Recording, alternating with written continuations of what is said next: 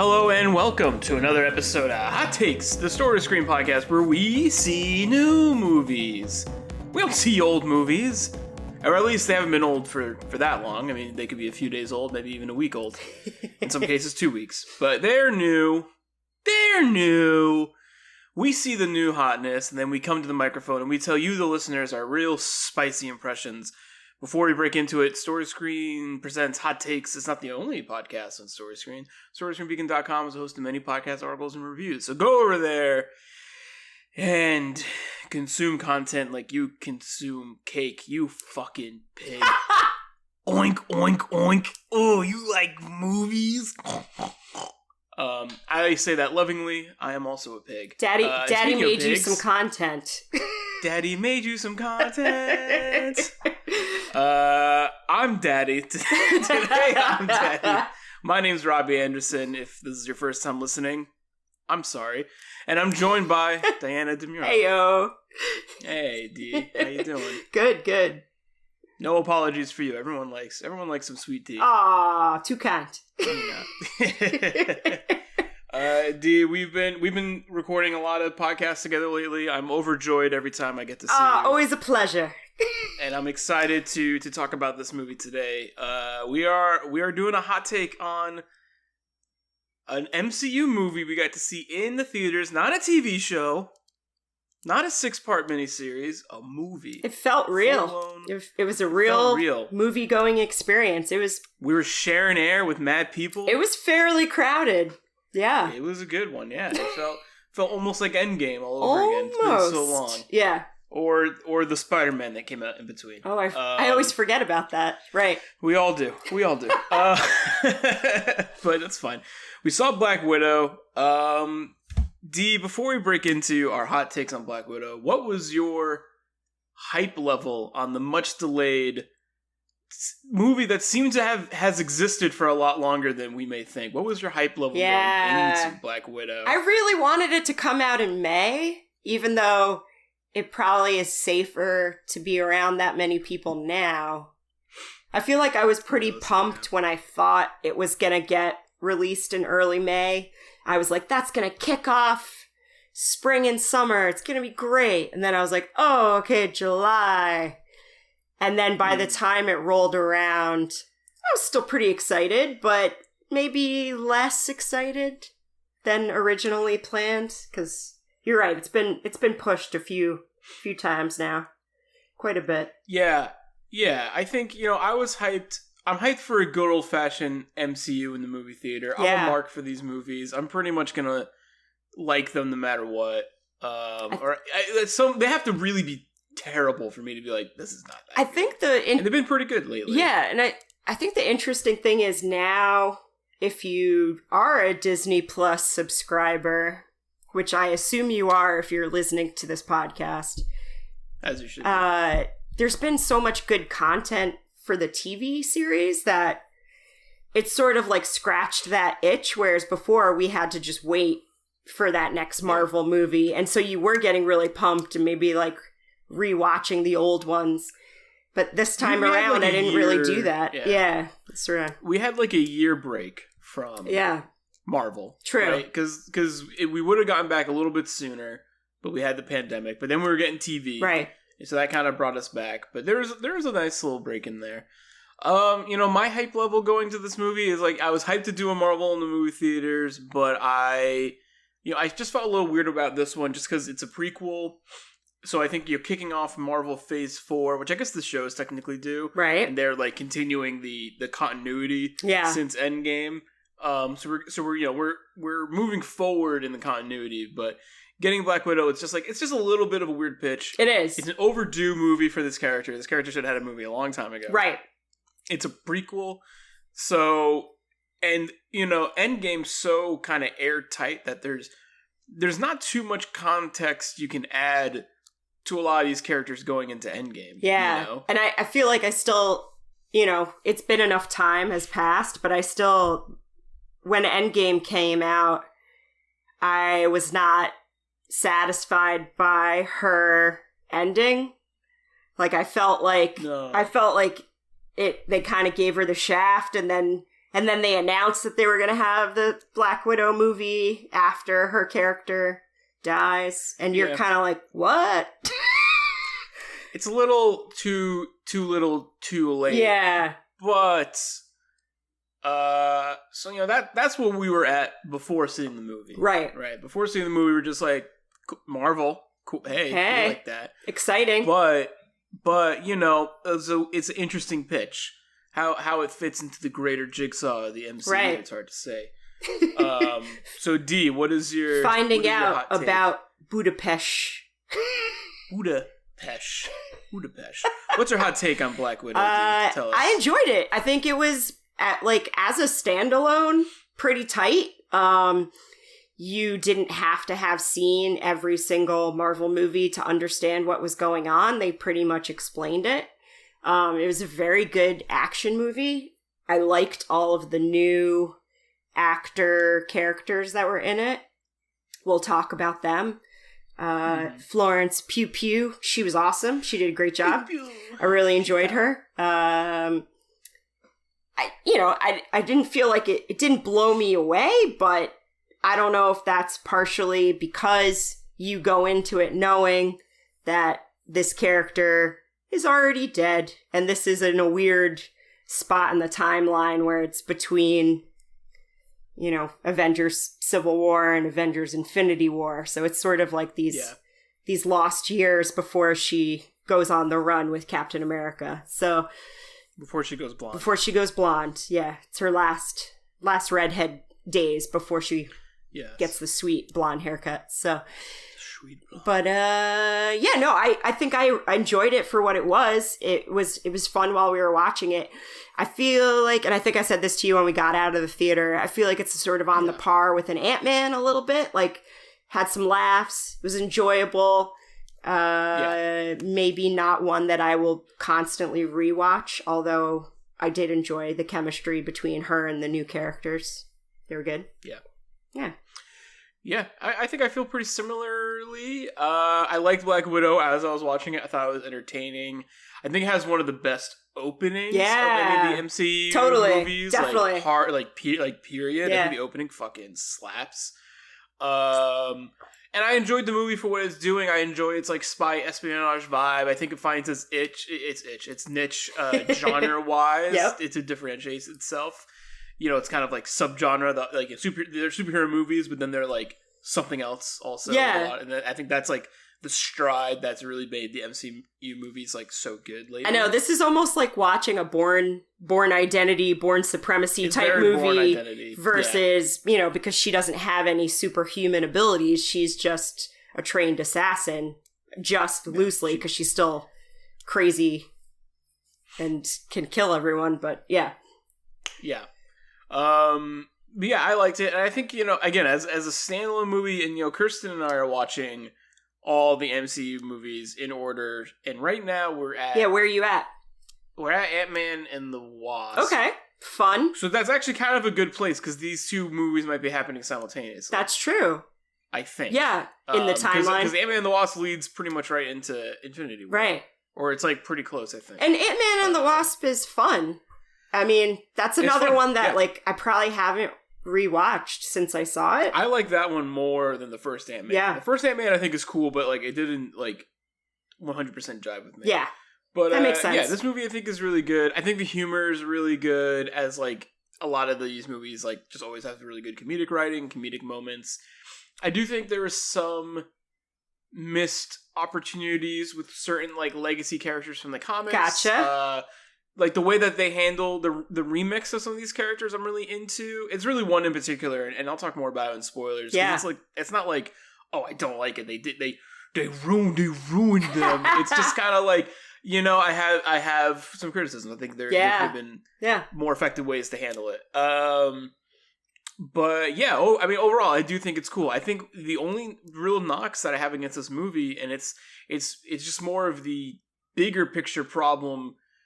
It's less on the movie's plate and just more on the MCU's plate, is just the way that this movie is positioned in the movie franchises and what they do to kind of make it fit in the MCU overall. Is just kind of it just hits a little soft. Yeah. Whereas like a lot of these movies, like even something like Spider-Man: Far From Home, like what I liked about that movie, it's like it's a really good epilogue to Endgame. That makes sense. You have nice boy Tom Holland dealing with the fallout. Yeah, he's processing. Of Endgame. Yeah, he's processing, and then he's also taking up the legacy of like they're setting him up. At least in that movie, we'll see where we're at now. Right. But like to kind of maybe be the next Tony Stark and maybe take up that mantle in some capacity. And then the shows, they give us pretty big breadcrumbs, right, of where the MCU is going because they have the breathing room to do that. You're watching Loki and you're like, they're always hinting at stuff, from the comics, and you watch your recap videos afterwards. I'm loving it, and that's the experience. But yeah, I think this movie's cool. It's worth seeing on the big screen. So screw HBO. Oh, it's Disney Plus. You don't want to spend extra. Fuck HBO. It's Disney Plus. While we're here. Go see it in the theater. Yeah. Why drop $30 just so you can take a shit halfway through when you can just hold your shit in, get a cocktail? Yes. $30 if you go to Story Screen. So you can spend $30 on Black Widow at your house. Yep. Sit on your fucking shitty couch with cockroaches. Your mom hasn't moved from there for years. She just fucking lives on that couch. Wow. Spend $30 for this experience. You're painting it. You go to Story Screen Theater. You go there. You could go for $30. You can get a ticket to Black Widow. Yep. You can get a cocktail. Yes. And you still have $10 of fuck money right there. Yeah. You still got $10 fuck that you can just do whatever the hell you want. I don't know what those mean, but yeah. Yes. Oh, you'll find. You'll find out. You want pink Cadillacs? Oh, delicious! You still got change. Yeah. You still got fuck dollars. So I don't know, man. I don't know. Just see it in the movie theater. See it in the theater. Yeah. Then you can. If you haven't gotten vaccinated, spend the $30 to watch it at home. Sure. Get vaccinated. Yeah. Get your vaccine. Yeah. Yeah, you know what's the thing that really surprised me about this movie? Maybe that shouldn't have come to a surprise. I really like the score. Oh, yeah. And soundtrack of this movie a lot. It was very intense, but in a good way. Yeah, I dug it. I liked learning even more about, like, the Red Room and Black Widows. I think I could have used even more, because you kind of meet, like, other just, like, unnamed widow assassins. Yes. And it's cool to be like, oh, there's a lot of them. They must be up to some crazy shit. But you don't really get the vibe that they're always up to crazy shit. Yeah. Because you don't see them in any of the other movies. Like you see the like Black Panther's Lady Squad. Yep. They come up a lot in other places. They do. So you're like, they always be up to stuff. But with the Black Widow chicks, like, it's like, I don't really know if they're up to anything. And now after, I guess because they're assassins, you don't want to see them. I guess they're just that good. They're like snipers, kind of, They're like snipers. But people. They do a sniping in this movie. Yeah. No, I did find it really interesting to see all of that. I did want more of little kid versions. It's such a good. I enjoyed the child training versions of them, and I wanted more of that. But we can talk about that more in Spoiler Town. Yeah, for sure. Yeah, I definitely think there are some moments that left me wanting more, and I think the movie, like, it doesn't cover a ton of ground, which I think is, like, good because it's like it makes it feel a bit more intimate. Which that's true. I think is good. I think is good for, like, a standalone movie. I think this movie is mostly trying to do. The story's fairly contained, which is good for sure. Yeah, they don't go to too many places. They're not like there's not a ton of places they go to, which I think works to the flick's benefit. Definitely. And then if you've seen the trailers for this movie, it's not a spoiler to say that you're dealing with kind of the Natasha's, like, spy family, essentially. Yes. So you're dealing with Florence Pugh's character, who's like her. None of these characters are related, but they are all from, like, the Red Room, Black Widow. Yeah. Espionage crew, and but being they undercover kind of family. Yeah, they're her undercover family. Exactly. And David Harbour, Rachel Weisz, Florence Pugh, like, they all have a lot of chemistry and they're all really good. And I think if anything, like, you don't see them all together enough. Yeah, I would have liked more. I would have liked more. And then I feel like there are times when the movie's just like, don't you love these guys all being together? And you're like, they've been together for maybe 15 minutes. out of this entire movie. Yeah. And I do like it when they are. But I just wish there was more. Yes. But yeah, I mean, the movie's already probably like 2.5 hours long or some shit, right? It's 2 hours and 13 minutes. Not that long. 2 hours. It's not that bad for a Marvel movie. It's pretty good. I watched Fast and Furious 9 and it was... How long was that? I think it was 4 hours. I'm not really sure. Nice. Well, they go a quarter mile at a time, so it's... Yeah, they gotta take their time. I really did like that movie, though. It was everything I needed it to be and more. Great. Magnets. Great. That's all I'll say. Magnets. I look forward to listening to that podcast. It was good. We had Corona. A delightful time. Nice. Yeah, this movie doesn't go too fast or too furious, but it has a lot of good action. It has the Bourne Identity style fight scenes, which are not always my personal favorite, but I think they look cool. I think I forget that I actually enjoy those a lot when I'm watching them, probably because I like watching James Bond movies, and that's always sort of that, undercover, stealthy, they're trained, they don't actually have any abilities, they just have a lot of gadgets, which these guys also have gadgets, and anytime anyone's like fighting in somewhere where there's snow, I'm like, oh yeah, it's like Bourne. Yeah, they're in the snow. It's a Bourne Identity movie now. I think I always like martial arts movies because, the actors are martial arts people, right. So that you can just put the camera somewhere and you're like, all right, go. Right. Because doing all those fast cuts and stuff are just to hide the amount of takes that you need to do to these fight scenes.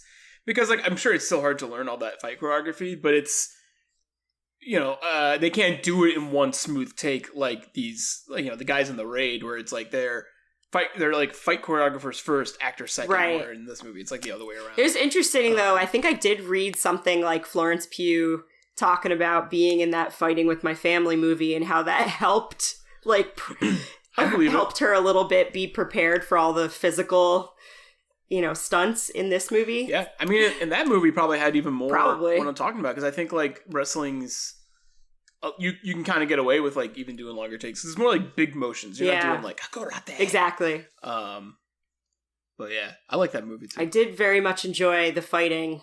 That movie was cool. The fighting between this family. Florence Pugh. Yeah, I like the fighting between this family. All those characters are great. There's a lot of chemistry. Yeah. The movie has a ton of charm. It does. Which I like. I like that. Go ahead. Oh, I was going to say that for this being a Black Widow movie, I feel like the majority of the charm was in the supporting family characters. You know what I mean? A lot of the humor and a lot of I care about these guys was these new family characters, and a little bit less being worried about Black Widow, maybe because we know she's got to survive this movie because she dies later. But yeah, I don't know. And that's the hard thing with the prequel movies, especially for a character who their demise, right? Because how many? Natasha has an arc in this movie. Yeah, there is a lesson she has to learn in this movie. It's not like this movie is devoid of her having an arc necessarily. But again, it lacks just some level of punch and stakes that the other movies have been having of late. Right. And I think it's a double-edged sword, because I do think sometimes I do like a low stakes superhero movie. I think I've asked for that before, where it's not quite the cataclysm of reality crushing down on us, but it's just how does Thor deal with his day? Yeah. I do like that. I guess. But I do just think this movie just hits a little soft. Yeah. And I don't really know how you could make it with it not doing that, right. And I think some of the things that I liked about Natasha's character in the past were a little bit missing or lacking in this one, in the sense that I love her in Winter Soldier because she's always sassing Steve Rogers. I love that. Or I like her kind of sarcastic sense of humor with Clint and their kind of banter. Or I really like her relationship with Captain America, because I feel like she's always kind of just teasing him. And there was, even though she's supposed to be with like her little sister character in this one, I felt like the humor was less coming from her side. It was more coming from Florence Pugh's character, and she was really good. Yeah. Florence Pugh's character, like, kind of steals She the does, show. Unfortunately. I feel kind of bad. Yeah. Like, I love Florence Pugh, but you feel kind of bad because you're like, this is supposed to be ScarJo's show. Yeah. I mean, it's because Black Widow is because, like, Natasha she's the grown-up in the room in this movie. Right. She's sort of, she's sort kinda, of the Debbie she's, like, Downer. The responsible one. Yeah, and it's like, she plays that role well, but it's just kind of like, it is a departure from, like, her being, like, there's also, like, no one for her to really fuck over in this movie. True. So she's not, I feel like her whole character in the other flicks is just like, so is she going to betray you? Right. You can't trust her because she's sneaky. In this movie, it's just kind of like, I don't think she's going to fuck over these people. How are these people going to fuck her over? Yeah, that's true. But, like, the overall lesson is just, it's Fast and Furious 9 in this movie have very similar lessons where it's like, family. Hashtag family. Right. How do you hashtag family? Right. Can we hashtag family? I don't know. Can we? Can we? Is it possible to hashtag family? Right.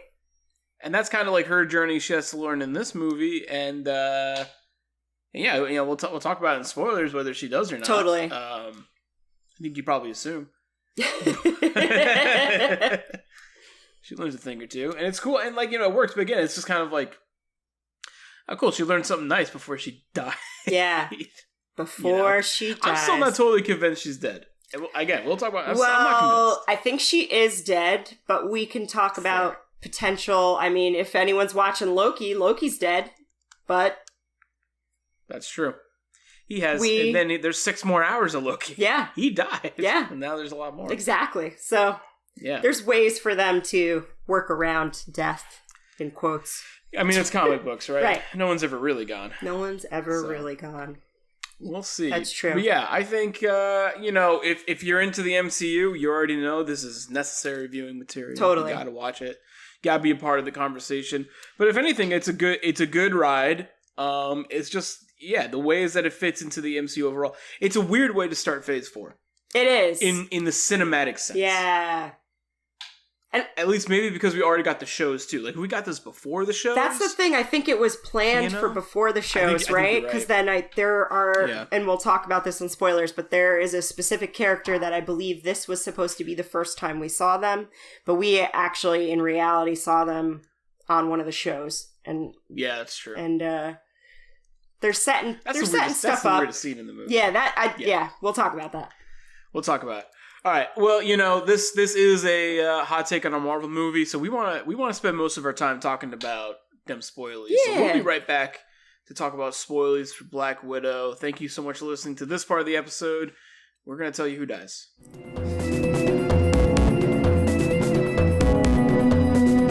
Hey everybody, Mike Burge popping in here real quick to let you know about our brand new advertiser, Suncommon. These guys are absolutely great. Suncommon is one of those businesses that I am just so proud to have the Story Screen brand associated with. They supported us through advertising last year at Story Screen Drive-In in the midst of the pandemic, and that really helped us to be able to get things started and going over there. And ever since then, they have been just a fantastic business to be partnered with in just about anything that we do. But what is Suncommon? Well, Suncommon is your local clean energy partner, and it's got over 15 years of solar experience across the Capital District, Hudson Valley, and Vermont.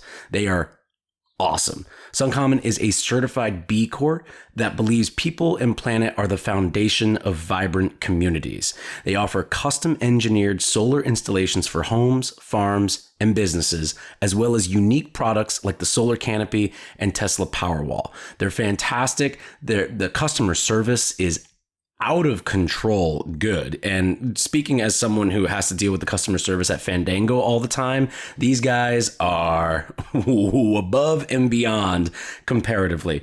No low shots to Fandango here. Just like, there's room for improvement. Everybody can improve. But back to Suncommon. Suncommon is a NYSERDA, NYSERDA, pronounced NYSERDA, gold quality solar installer, which means they exceed annual quality assurance criteria and consistently provide top-tier performance. They offer affordable financing options designed to fit any individual's needs for getting that good old solar power energy installed in a business, a home. Honestly, you name it, I think that they can pretty much pull it off. These guys, they can help, they guide customers through each step of the solar journey, which can be a kind of hard one to really wrap your brain around if you're not too familiar with how it goes. But they're so good at helping you understand exactly what needs to happen, what can happen, and what will happen when you hire SunCommon to do these kinds of things. SunCommon makes saving money while saving the planet the easiest home improvement decision you'll make this year, any year, whenever. So if you're ready to build a brighter future, get in touch with SunCommon today. Visit suncommon.com to learn more. That's SunCommon, SunCommon.com. And you can learn more and build a brighter future starting right now. Let's get back to the episode.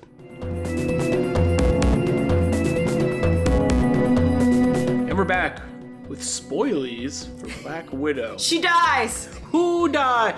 Black Widow dies! Oh, and she stays dead. Yeah. And she stays dead. So there's a few gripes I have with this movie. This movie that is overall, I think, pretty good. Pretty tight.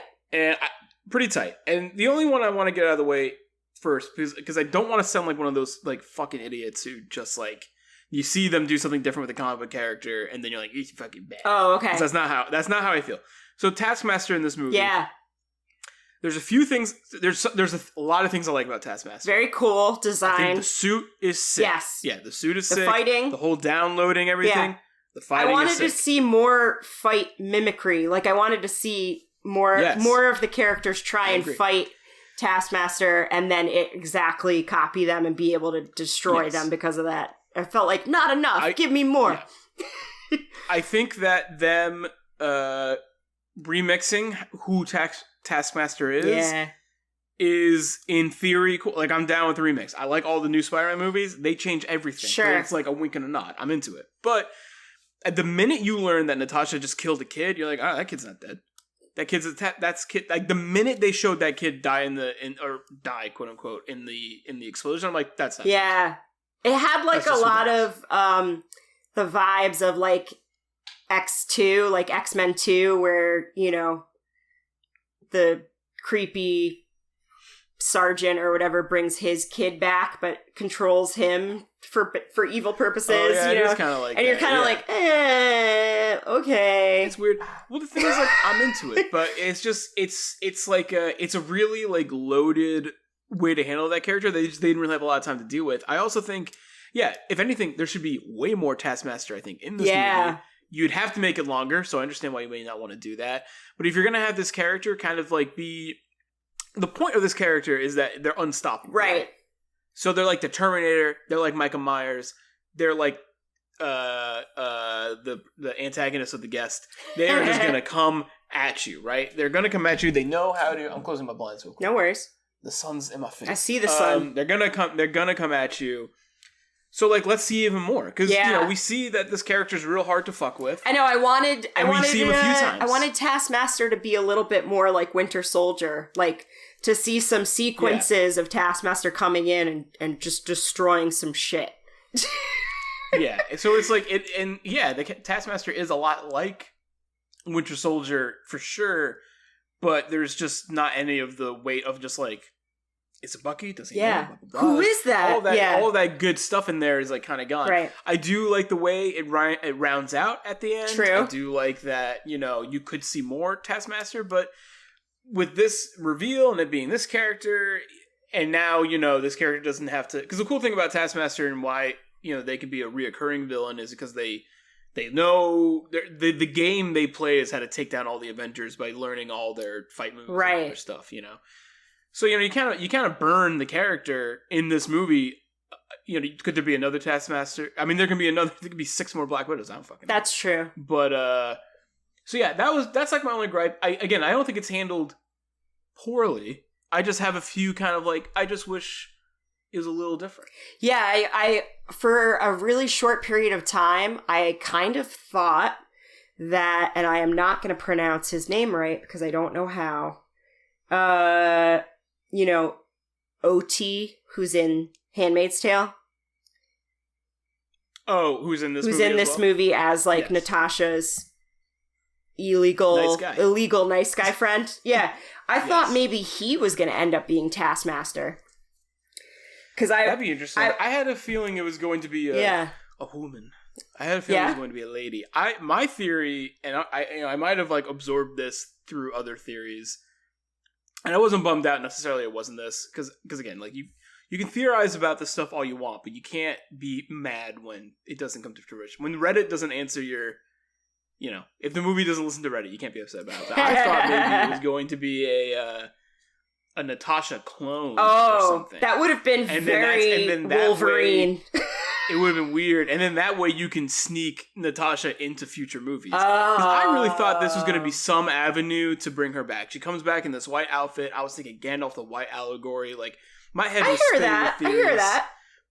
But they're dealing with, it seems like Florence Pugh is who takes the mantle up. She could be the next Black Widow. I mean, without talking yet about the end post-credit scene, like, I kind of thought they were already setting up Florence Pugh's Yelena character to be like the new person that would seek out Hawkeye, because we know we're getting a Hawkeye show, and I kind of thought, oh, okay, I bet they're gonna work her into that somehow because she's gonna eventually find out that her sister died. So I was curious about that, but then I felt like they were like, yeah, you're going to get that, right? We're going to spread it thick on that bread for you. And I was like, I could have figured this out myself. We didn't need it so thick. But yeah, we'll talk about that. So the Vegemite is so thick on this bread. It's hard to take. I don't know. It's too much. Yeah, man. So yeah, I think, again, like, the things that are distracting about this movie from the overall, like, good movie that it is are just, like, the bigger MCU elements. Right. Because the whole time I'm just like, all right, well, now, you can have someone take up the Taskmaster mantle, or you can have this character be Taskmaster again. I can't really see a reason why they would be bad, though. Unless somebody... what their driving force would be. It would have to be, like, somebody wiping their memories again, like a Winter Soldier character. Like, yeah.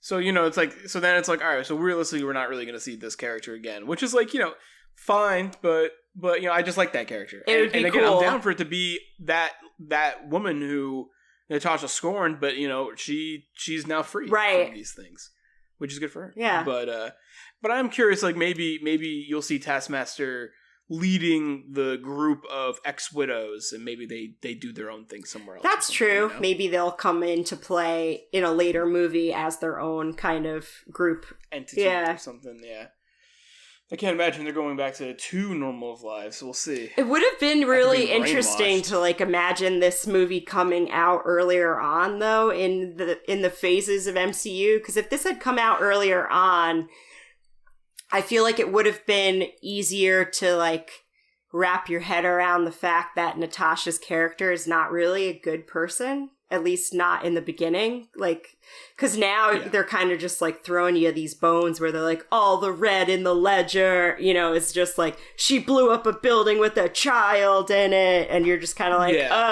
okay. Yeah, it's like, that sucks. And they also... You're like, but we like her now, so who cares? Well, we also know that she's dead. Yeah. Like, you're just like, man. Yeah, it does. I feel like that, I agree. Like that element where it's just like, she killed a kid. Isn't that fucked up? Yeah. You're like, yeah, that's fucked up. You're like, but I just, at this point in the MCU, it's like, I've seen a lot of fucked up shit. You're like, she's not going to jail because she saved half the universe, so she dead.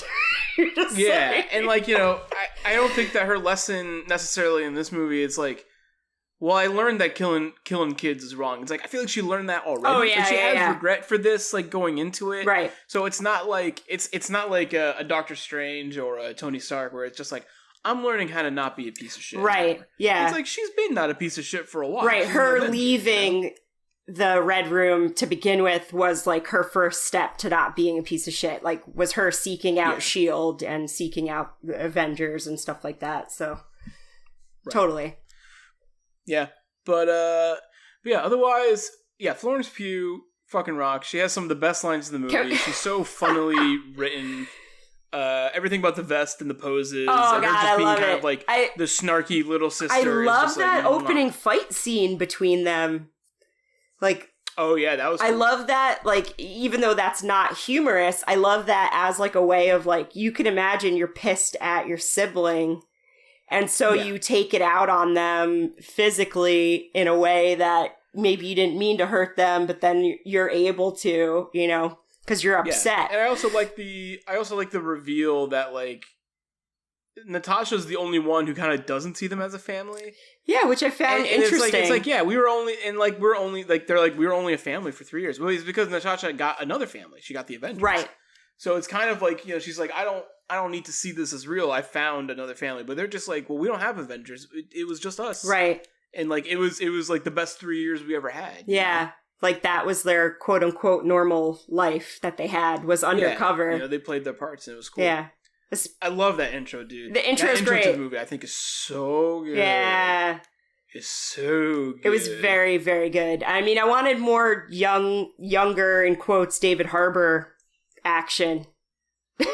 It was cool. It was very cool. It's also funny, you know, he's like a super soldier, but then, you know, now that we watch like Captain Soldier, Winter Falcon, we just see a ton of super soldiers in that movie. So like the novelty kind of wore off, but also kind of makes it like a little different because it's like, because now I'm just like, ooh, did Alexi and Isaiah Bradley ever like hang out and like fight each other? Shit like that, you know? I love seeing him like as sort of like stuff. He is sort of Chief Hopper, older dad bod Alexi. But Russian and love. Yeah.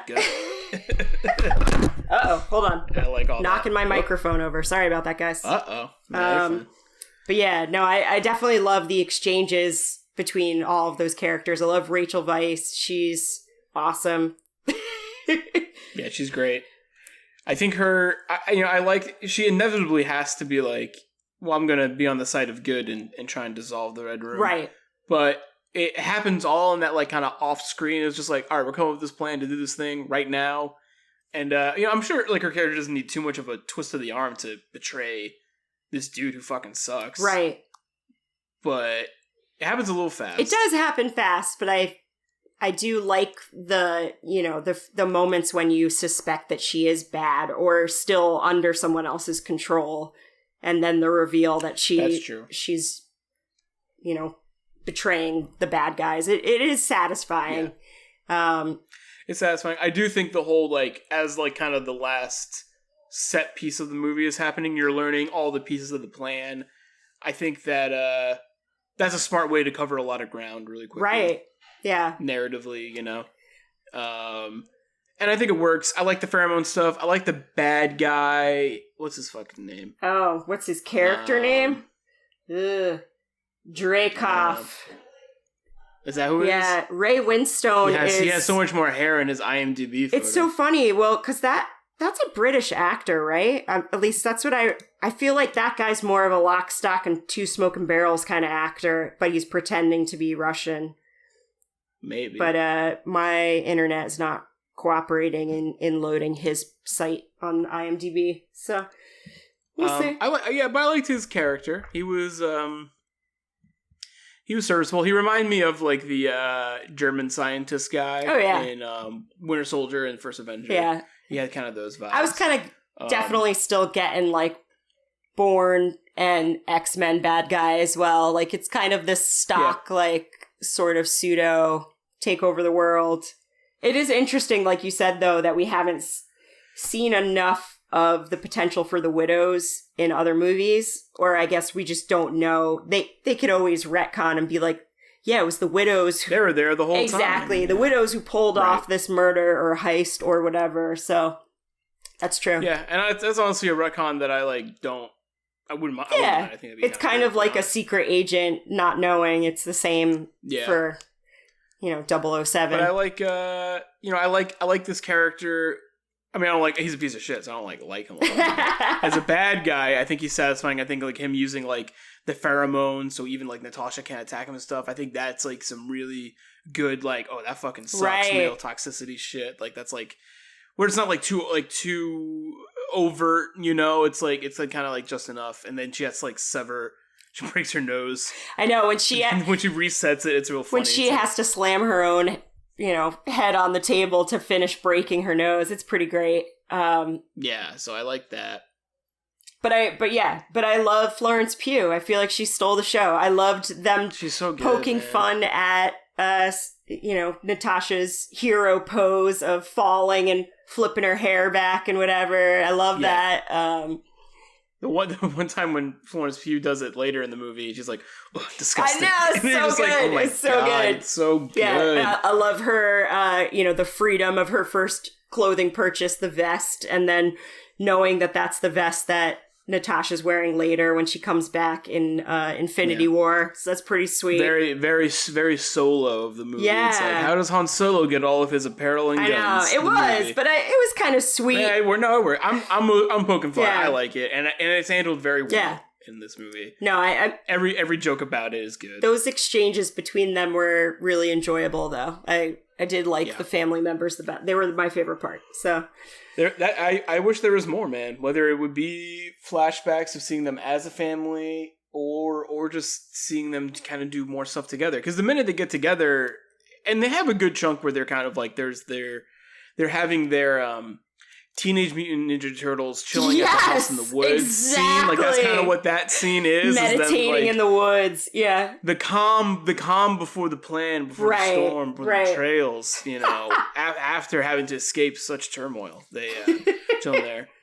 But yeah, I like them at the table, and then you're learning this idea of like Natasha being like, none of this is real. I don't even know why you're acting like we're a family. But then you learn that Florence Pugh is just like, no, I see us as a family. Yeah, I love fucked up. I love how important that was to her, because she was just young enough that really was her idea of family for sure.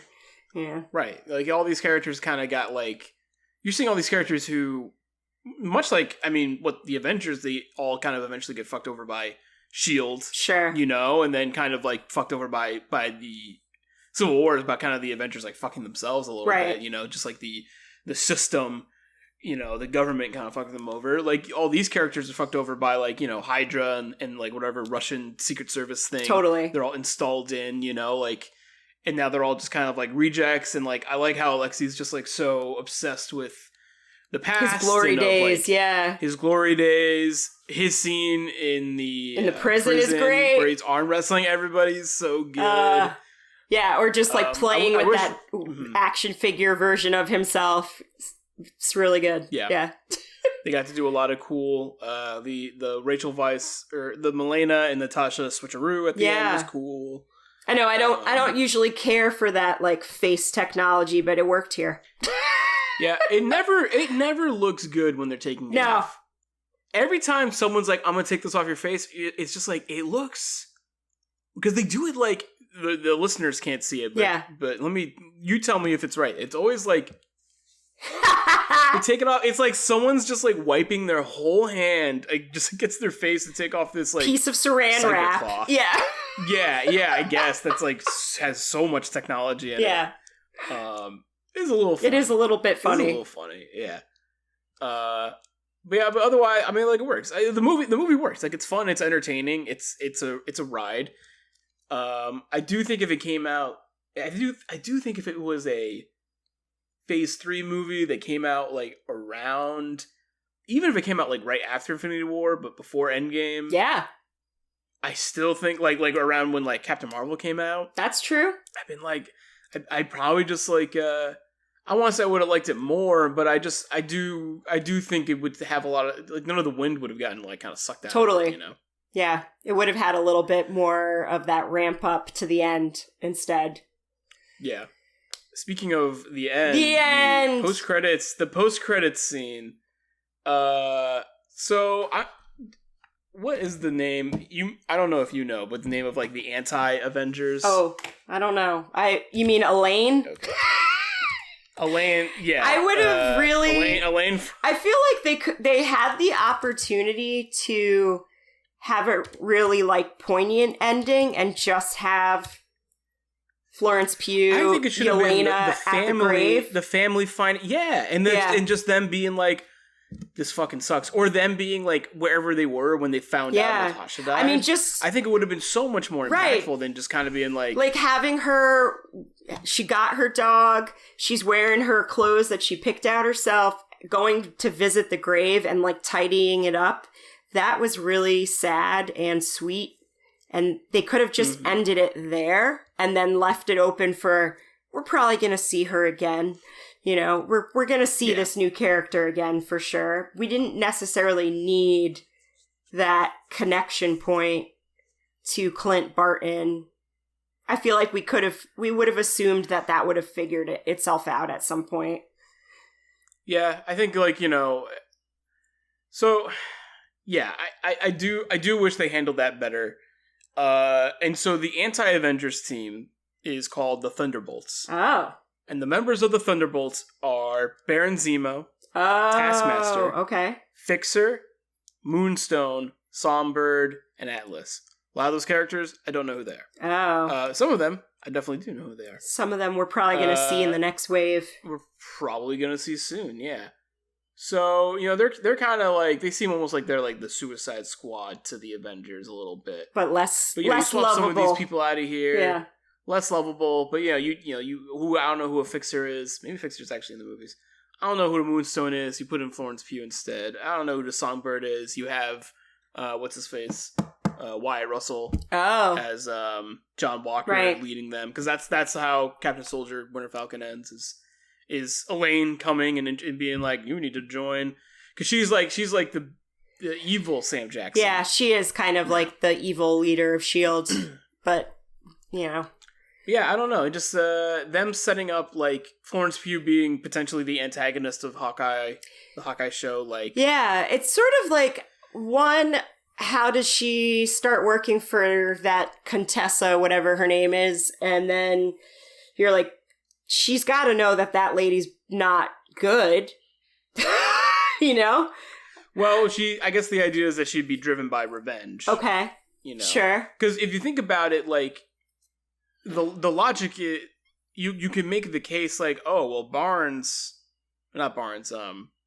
Clint is the one who quote unquote dropped her, right? Yeah. How does anyone even know? But like, they don't. How does anyone even know? So they don't. So she's probably getting fed some information, fake bad information. Someone called Red Skull, and they're like, "Yo, Red Skull, who dropped who out there?" And he's like, "Oh, it was definitely Clint. He dropped her." Jesus.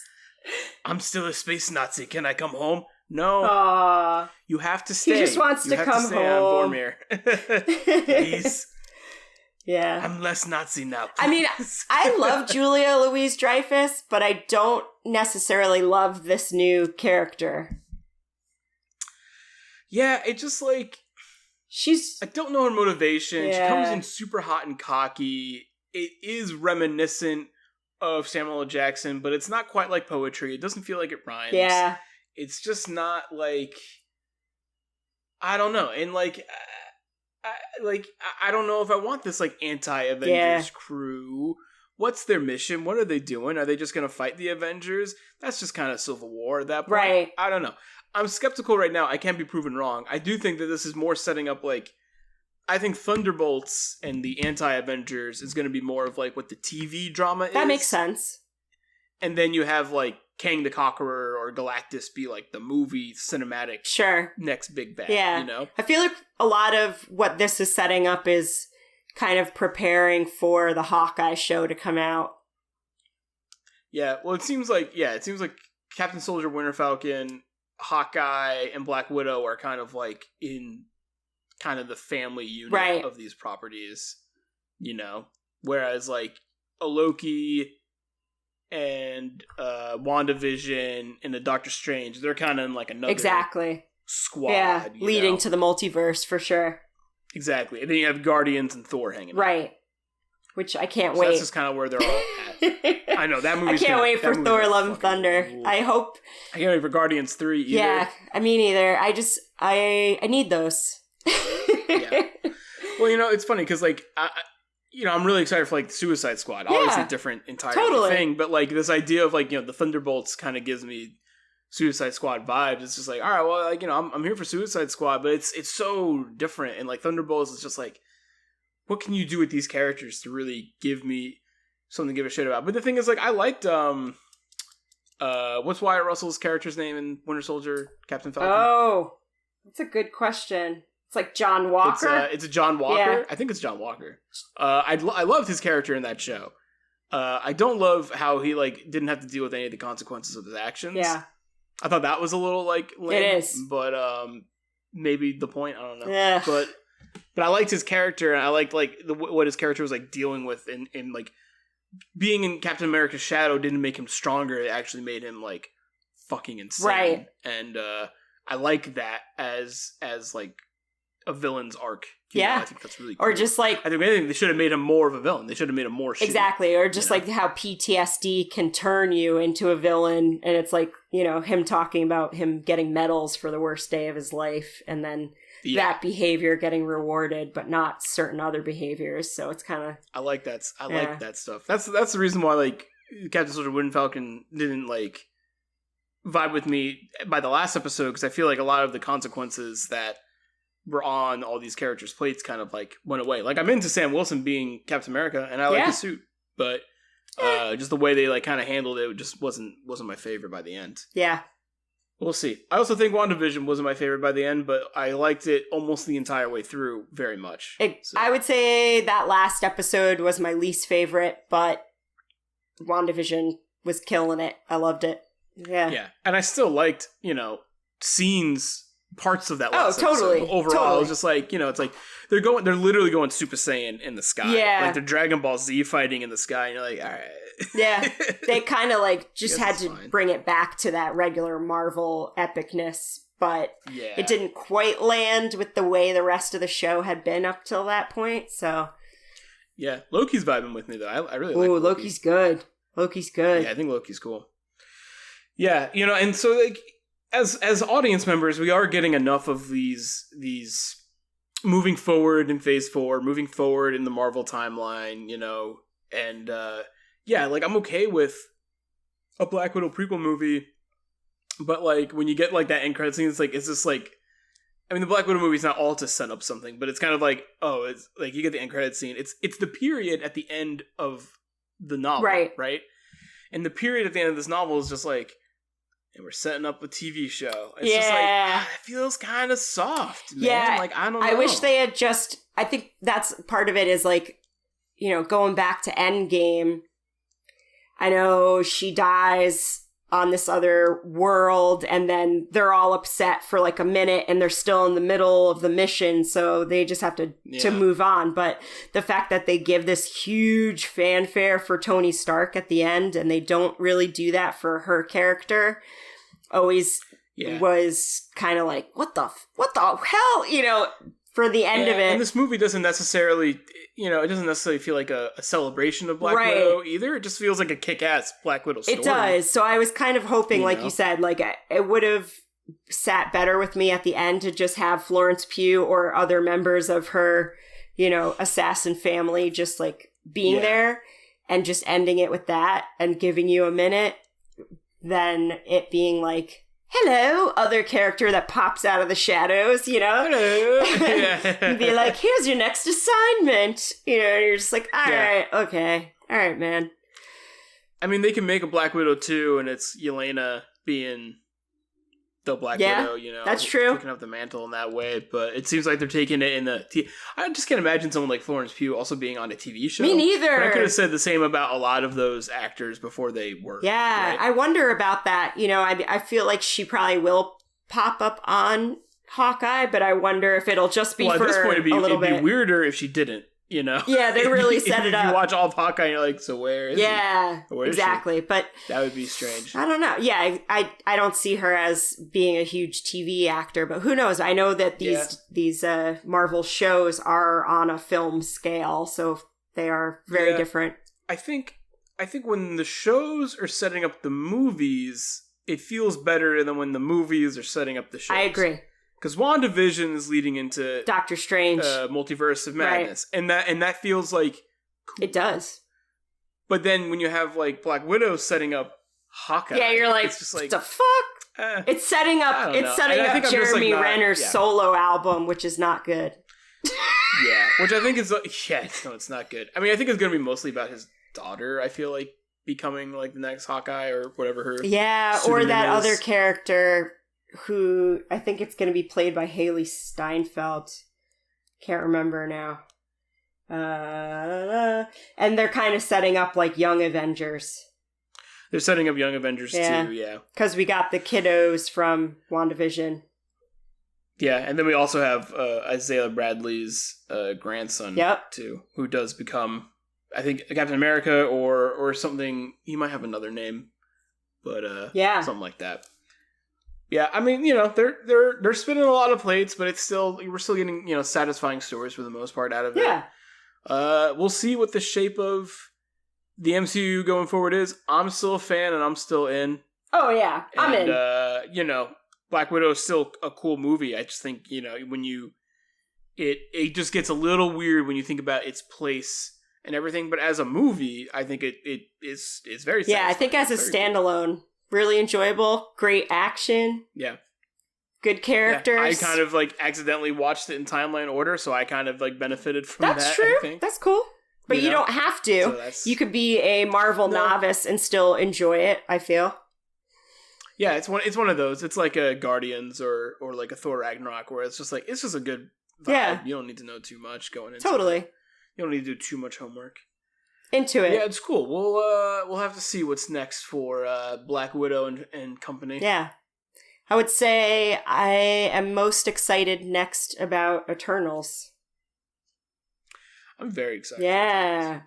That movie looks so fucking weird because it's like directed by an art house indie director. It's like I'm very pumped for that. So I'm like, weirder the better. Bring it. I'm excited for a lot of the movie outing. I mean, after Loki, so I actually excited. I mean, I don't know. I'm excited for all the Marvel stuff. Yeah. The What If trailer just dropped, which is the animated like spin-off. Very cool. What would happen if this character did this? And like that looks fucking amazing. It does. Yeah. And I think Shang-Chi looks really good. I think that's going to be super up my alley. But Eternals is the one where I'm like, because I think Eternals is going to feel the most different than any of the Marvel movies we've seen so far. At least I hope so. Yeah, I think I'm pretty pumped. Good stuff. And I think it's going to give you a lot of answers to like the big like proto like what's like the inception of this universe, because that's all these characters kind of are. Right. And a lot of people are theorizing that's how you get into mutants. It's through their, like, celestial fucking, they create the mutant gene. Okay. I could see that. So we'll see. We'll see if some weird space eugenics come out. I'm down for that, though. Okay. Yeah. We'll see. Right on. We'll see. But yeah, excited for the MCU going forward. It's nice to be back at the movies, seeing one of the biggest franchises that, if anything, there's no such thing as bad pizza. Back at the movies. That's true. I like all pizza, and I like all pizza. I like pretty much there's all really Marvel. Good pizza. And there's really good pizza. True. But I kind of will eat any pizza, to be honest. So. That's accurate for myself. Dee, thank you so much for joining Thanks for having me. Of course, it's been a pleasure. As you guys know, we're not the only podcast on StoryScreen. StoryScreenBeacon.com is a host of many podcasts, articles, and reviews. So head over to StoryScreenBeacon.com to check out our amazing content. You could also go there and subscribe to our members-only page. For $5 a month, you get access to even more exclusive content. Like, we have a show that's all about John Carpenter. Yeah. We have a show that's all about Tony Collette's every movie. And I think Burge is losing his mind because he says he watches 30 Tony Collette movies a day. That's crazy. Who knew she was in so many? Some of them are not great, and some of them she's not even the main character. So Well, there you go. But it's interesting. Well, it's all to get to see her in Hereditary screen, which that's what I want. We also do a show about video game adaptations. There, me and Mike host that show. And we do a lot of cool content. Bernadette's on the Tony Collette show. They also did a Edgar Wright retrospective. And D, you and I do cool takes over there occasionally where we talk about movies that I haven't seen. Surprise, all of them. I haven't seen a movie, and I just keep lying to you guys. Aww. So if you want to, You've heard it here first. Yeah, I mean, I don't shy away from the facts. So if you want to hear, D be like, so you haven't seen Ferris Bueller's Day Off for an hour, that exists on our feed. So go over there. Please give us $5 a month. It's a steal. It helps us out a lot. Or if not, like, share, subscribe, head over to our YouTube. Just getting your eyes on our stuff and getting a little bit of thumbs up does a world of good for us and keeps us making some cool content. So thank you very much. Thank you. And D, we'll be back. We'll be back. We'll be back with more hot takes coming at you very soon. Until with then, new movies. Back to the movies. To the movies. To the movies.